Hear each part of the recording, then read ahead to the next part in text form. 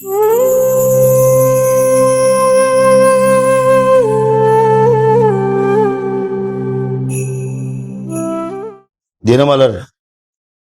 ஆன்மீக அன்பர்களுக்கு நமஸ்காரம். ஒரு இடத்துல உட்காந்துக்கிறத சிந்து சௌவீர தேசத்து ராஜா ரகுகணன், ராஜாங்கிற அந்த எண்ணம் உள்ளவன், ரஜோகுணம் உள்ளவன். ஆனா கபில வாசுதேவரை பார்த்து அவர்கிட்ட வேதாந்தம் தெரிஞ்சுக்கணும்னு பல்லக்கில் போயிட்டு இருக்கான். தெய்வீகமா போறியோ இல்லையோ, உனக்கு பல்லக்கு வேண்டாம். முதல்ல அடுத்தது ராஜாங்கிற அந்த ட்ரெஸ், அந்த அட்டையர், அது வேண்டாம். அடுத்தது என்ன, பக்தி விஷயம், ஞான விஷயம் கேட்கறதுக்கு பணிவு வேணும். அது சுத்தமாக இல்லை. அவன் அதில் போயிட்டு இருக்கான், பல்லக்கில் போயிட்டு இருக்கான். பல்லக்கு தூக்க வந்த ஒருத்தன் அவனுக்கு உடம்பு சரியில்லை. அப்போ இன்னொரு ஆள் வேணும். அப்போ சரியாக பேலன்ஸாக தூக்க முடியாது.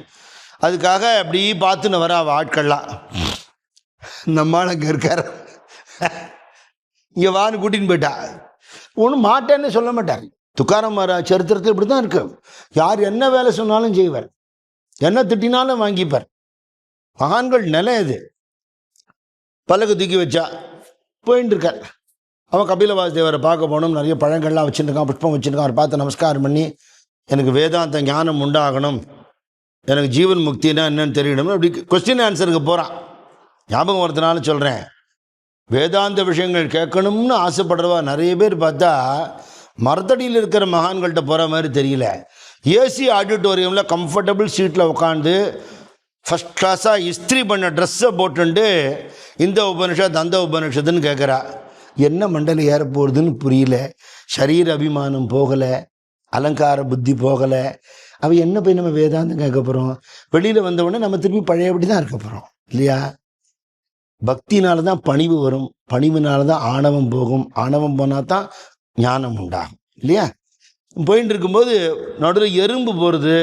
எறும்பு பார்த்த உடனே அது மெதிக்கப்படாதுங்கிற ஒரு எண்ணம் அவருக்கு தோணித்து. அந்த எண்ணம் வருது, அவ்வளோதான், ஃப்ளாஷ் ஆகுது. அவருக்கு எதுவுமே ரியாக்ட் பண்ணாது. அந்த தோணின உடனே டக்குன்னு தாண்டி குதிச்சார். இவனுக்கு பேலன்ஸ் தவறிடுது. என்னாச்சு அப்படின்னா, ஒழுங்காக தூக்குங்கடான்னு. நாங்களாம் ஒழுங்காக தான் தூக்குறோம் ராஜா. இந்த புதுசாக ஒருத்தனை கூட்டின்னு வந்தோமே, ஆள் பாட்ட சாட்டமாக இருக்கான், திடீர்னு இந்த மாதிரிலாம் பண்ணுறான். அவனை அப்படி பார்த்தான். ஐயோ பாவம், வயசானவன், சாப்பிட்டியோ என்னமோ தெரியல, இழைச்சி போயிருக்க, களைச்சி போயிட்டியோ அப்படின்னு பரிகாசம் பண்ணான். ரியாக்ஷனே இல்லை. கொஞ்சம் கழிச்சு திரும்பி ஒரு எறும்பு சாரி போச்சு, திரும்பி எகிரினார். டேய், உயிரோடு இருக்கியா செத்து போயிட்டியா இப்படியே கேட்குறான். சொல்கிறது காதில் வேலை அப்படிங்கிறான். திரும்பி பார்க்கல, தூக்கிண்டே போயிட்டே இருக்கார். உயிரோடு இருக்கிறது, செத்து போகிறது, இழைக்கிறது, குண்டாக இருக்கிறது, களைச்சி போகிறது, இதெல்லாம் உடம்புக்கு தானே ராஜா. நான் உடம்பு இல்லையே, ஆத்மஸ்வரூபம்னார். என்னடா அது, இது பார்த்த பைத்தியம் மாட்டம் இருக்கான் அவன், இப்படி பேசுகிறானே அப்படின்னு உடனே டக்குன்னு குதிச்சுட்டான். பழக்கிலேருந்து குதிச்சு, நீங்கள் யாரு அப்படின்னு கேட்டான். தப்பு பண்ணியிருந்தா மன்னிச்சிருங்கோ, நீங்கள் யாரு? நான் இந்திரனோட வஜ்ராயுதத்துக்கோ, சிவபெருமான் சூலத்துக்கோ, மகாவிஷ்ணுவோட சுதர்சன சக்கரத்துக்கு கூட பயப்பட மாட்டேன். ஆனால் வேதம் தெரிஞ்ச ஒருத்தனோட சாபத்துக்கு பயப்படுவேன். நான் திட்டினது உங்களுக்கு கோபமா? யாருக்கு கோபம்? யாரு மேலே கோபம்? நீ எல்லாமே உடம்பு சம்பந்தமாகவே பேசின்னு இருக்க. இல்லை, நான் பிரம்ம ஞானம் ஒன்று கபில வாசுதேவரை தேடி போகிறேன், நீங்கள் தான் கபில வாசுதேவரா? அவர் சிரிச்சார். நீ பிரம்ம ஞானம் ஒன்றுன்னு பல்லக்கில் போகிற. பல்லக்கில் போகிறதுன்னா அது மரத்தினால பண்ணப்பட்ட பல்லக்கு. இந்த மரம் எதுலேருந்து வந்தது? பூமியிலேருந்து வந்தது. இந்த உடம்பு எதுலேருந்து வந்தது? பூமியிலேருந்து உண்டான தானியங்கள், ஆகாரத்துலேருந்து வந்தது இல்லையா? இப்போ பூமியிலேருந்து உண்டான ஒரு மரத்தினால் ஆன பல்லக்கில் பூமியிலேருந்து உண்டான ஒரு சரீரம் உள்ளே உட்காண்டிருக்கு. பூமியிலேருந்து உண்டான சரீரங்கள் சுமக்கிறது, அதை பூமி தாங்கிறது. யார் ராஜா, யார் பிரஜை, யார் எஜமான், யார் தொழிலாளி, யார் ஏவறது? நீ தப்பு பண்ணால் தண்டிச்சிடுவேன்னு என்னை சத்தம் போட்டியா? யாரை தண்டிக்க போகிற? எதை தண்டிக்க போகிற? நீ தண்டிச்சா உடம்பை தண்டிப்ப, என்ன அது பாதிக்கவே போகிறது இல்லை. அரைச்சமாவை திருப்பி அரைக்க முடியுமாப்பா அப்படின்னார். நமஸ்காரம் பண்ணிட்டான். என்னை மன்னிச்சிருக்கோம், ஆனால் எனக்கு ஒன்று புரியணும். உலகங்கிறது வேறு வேறையாக தானே தெரியறது. நீங்கள் எல்லாம் ஒன்று, தோற்றம் தான் எல்லாமே, ஆனால் பிரம்மம் தான் சத்தியம்னு சொல்கிறேன். அது எப்படின்னு எனக்கு புரியல. அப்போ இவ்வளவும் பொய்யாங்கிறான். பொய் இல்லைப்பா, புரிகிற மட்டுக்கும் நிஜம் மாதிரி தான் தெரியும். இப்போ கனவு காண்ற, அந்த கனவுல ஏதோ நீ ஒரு வெள்ளை குதிரையில் ஏறி போகிற, அந்த குதிரை திடீர்னு பறந்து சொர்க்கலோகத்துக்கு போகிறது அப்படின்னா கண்டபோது அது நிஜம் தானே. முடிச்சினதுக்கு அப்புறமா தான் அப்படிலாம் ஒன்றும் நடக்கலைன்னு தெரியுது. ஒருத்தருக்கும் அனுபவம் தானே. கனவு எல்லாருக்கும் உண்டு. நமக்கு ஏற்கனவே தெரிஞ்ச பல விஷயங்கள் மாறி சம்பந்தம் இல்லாமல் கனவுல வரும். அப்போ கனவுங்கிறது நடக்கவே இல்லைங்கிற பொய் இல்லை, ஆனால் கனவுங்கிறது நிஜமே இல்லை. அப்போ இது அப்படித்தானே அண்ணன்? ஆமாம், கனவு காண்றவனுக்கு முழிச்சுண்டாதான் அது கனவு கண்டேன்னு தெரியும். உலகத்தில் வாழறவனுக்கு ஞானம்ங்கிற விழிப்பு ஏற்பட்டால் தான் நான் கண்டது கனவுன்னு தெரியும். கனவு கண்டுன்னு இருக்கோம், அப்போ நமக்கு தெரியாது இல்லையா?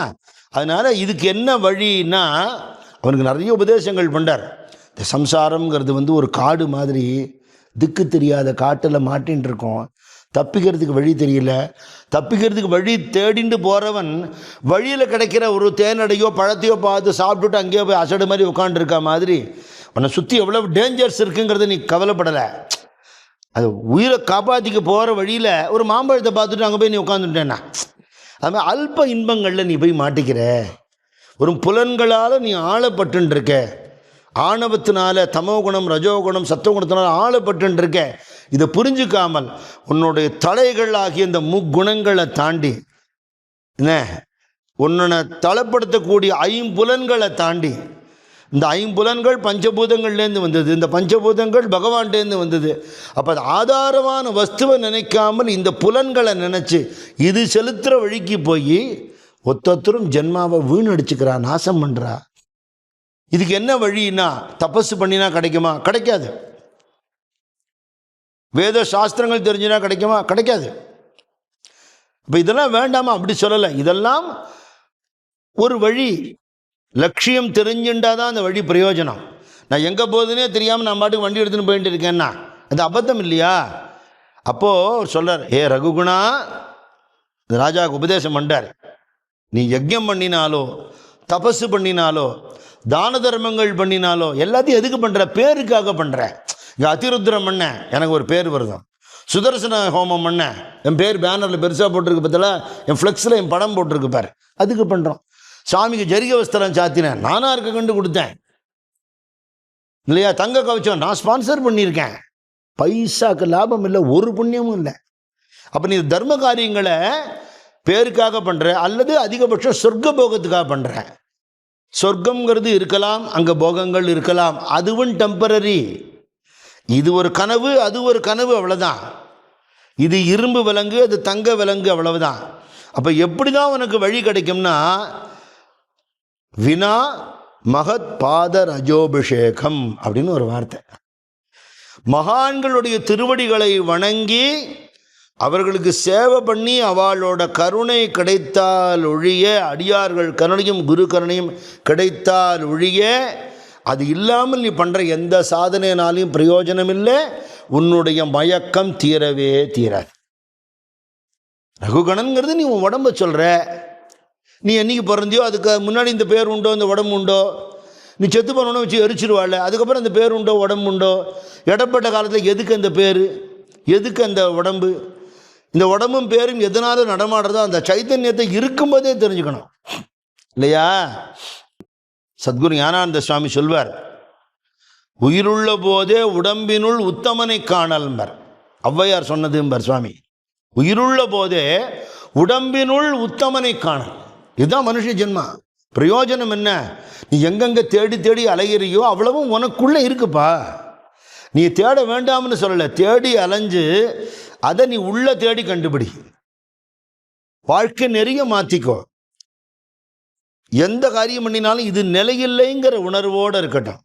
நான் அடிக்கடி சொல்கிற உதாரணம் தான். ஃபஸ்ட் கிளாஸ் டிக்கெட் வாங்கி ட்ரெயினில் ட்ராவல் பண்ணிட்டு இருக்கேன். கீழே விரிச்சுக்கிறதுக்கு ஒரு போர்வை கொடுத்துருக்கான், தலாணி கொடுத்துருக்கான், மேலே அதுக்கு மேலே இன்னொரு போர்வை கொடுத்துருக்கான், போத்திக்கிறதுக்கு ஒரு ரஜாய் மாதிரி கொடுத்துருக்கான், மூஞ்சி தொடச்சிக்க கர்ச்சீஃப் கொடுத்துருக்கான். எவ்வளோ நேரம்? ஸ்டேஷன் வர மாட்டேங்குதான் இல்லையா? ஸோ கம்ஃபர்ட்ஸை என்ஜாய் பண்ணும்போது திஸ் இஸ் டெம்பரரின்னு தெரிஞ்சுக்கோ. அண்ட் என்ஜாய் பண்ணுறவன் யாருங்கிறத கவனிக்க சொல்கிறான் சேஷாதிரி சாமியோட வார்த்தை. ரசித்து சாப்பிடும்போது யார் சாப்பிட்றான்னு யோஜனை பண்ணினா ஞானம் வருங்கிறார். செத்து போனதுக்கப்புறம் வாயில் கொண்டு அப்பத்தை வச்சா தெரியவா போகிறது? தெரியாதுல்ல. அப்போ உயிரோடு இருக்கிறது அந்த உடம்புக்குள்ளேருந்து ஏதோ ருச்சி பார்க்கறது, அது போனதுக்கப்புறம் அந்த உடம்பு அதே நாக்கு பிரயோஜனப்படாதுங்கிறத உயிரோடு இருக்கும்போது தெரிஞ்சுக்கும். அப்போ எண்ணங்கள் தெய்வீகமாக இருக்கணும்.